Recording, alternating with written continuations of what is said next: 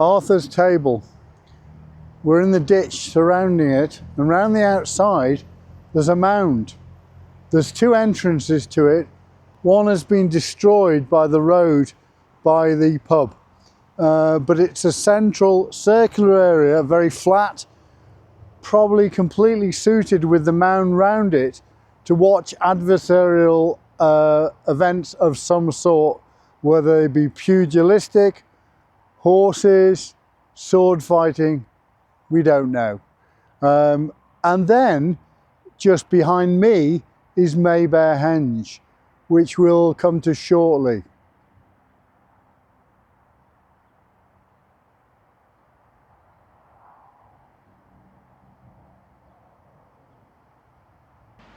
It's a nice brisk day. We're up in Cumbria, and this is actually until 1092 used to be part of Scotland, but it actually wasn't Scotland. It was actually part of the Brittonic Kingdom. This particular area is termed Reged.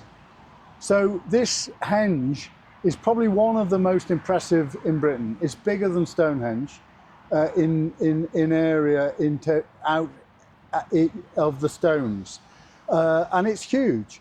It's a massive mound made of cobbles from the nearby river Lowther, and it's probably about 3,000 to 2,000 years BC, so about 5,000 years old. So we're going to slowly walk up the mound and have a look at it.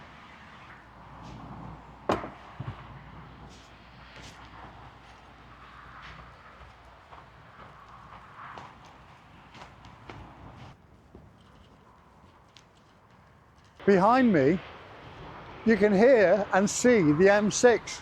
So I'd driven past this place for about 60 years before I found it. And yet it's the most impressive, one of the most impressive henges in the whole of the UK. We're on the henge, Maybear Henge, by Penrith, or to use its proper word, as we would if we were anywhere else in Scotland or in Wales, it would have been renamed Penrith, or place on the hill. This is a Brittonic kingdom which would have spoken of a version of Welsh not so long back, less than 1,000 years ago. This henge is 5,000 years old, so about the time possibly they were just starting to build Stonehenge. And you can see the hill over there, and this point is probably here because it's a meeting point. It's a parliament site. It's probably one of the oldest parliament sites in the world, where the local people from this kingdom would have met possibly once or twice a year. Fancifully, I imagine they would have all had to go to the river and bring their rock to put on the henge to build it up, and probably would have been built up over a long period of time. There would also probably have been a ceremony at the site we've just visited, which used to be called Simon's Seat, but for some reason the planners have decided to call Arthur's Round Table. No doubt because it brings in more tourists, but used to be called Simon's Seat. Until the 1800s, there were 4 large rocks in the middle, but for some reason the Victorians didn't like 4, so they took away 3 and left 1. Who knows why they did that? It's what we do, isn't it? We destroy. I like to touch the rocks because I almost feel my way back to the people who would have put it there 5,000 years ago, and like to try and imagine I'm sort of communicating with them in some way through the rock. But that's just me, and as Neil the vicar says, I'm a pagan. The parish church of St Andrew's Dacre. A tiny church, probably the finest Norman church in the Lake District, but in a very important site, the site of the old monastery where the anti-idolatry oath was sworn by Aethelstan, the King of Scotland, Constantine, and the ruler of the Brittonic Kingdom that this area stands in. And there's many things in this church that nobody quite understands, and they include the Dacre Burrs, if they are Burrs. They include the gravestone of an admiral who invented the time ball, and they include the effigy of a Templar knight whose name is unknown, and probably the most interesting issue in the church, because he may be one of the men of the greatest knight that ever lived, William le Marchal.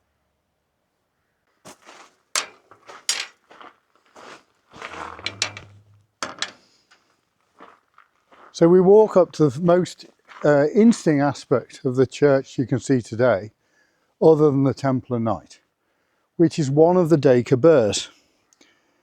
Now, when I first saw it, I wasn't sure it was a burr, but I think the head's gone, and it's probably holding a tree. And there are four of them. They stand to the sides of where the church lays today. This is the arm. It's probably lost its head.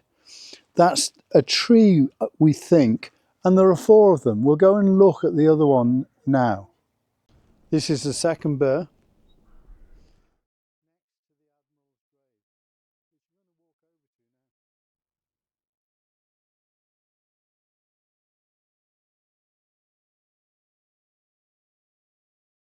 The fourth burr, or is it a burr? It's got a very human face. It's got kind of flat face, and it might be a human clinging on something. There are four of them. It could even represent the four kings who came. There were only three as far as we know, but there may have been a fourth who came to the site of the monastery. Wauchope's grave, an odd triangular shape. He was inventor of the time ball, and the ball would fall so nearby ships could see exactly when it fell and set their chronometers, so the whole fleet could be set to the same time.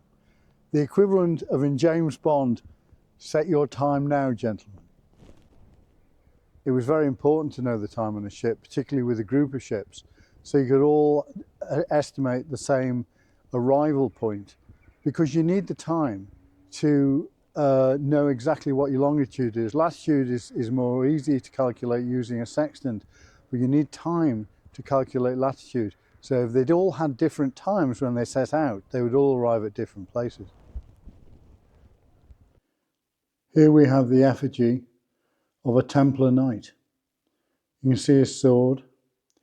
You can see the typical armour around his head, the chainmail. He's got chainmail on his upper body as well. He was a tall man. He was a large man by modern standards.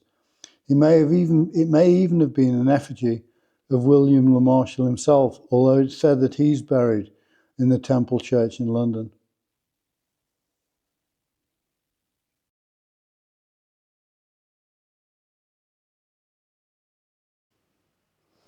I think I'd quite like to live here.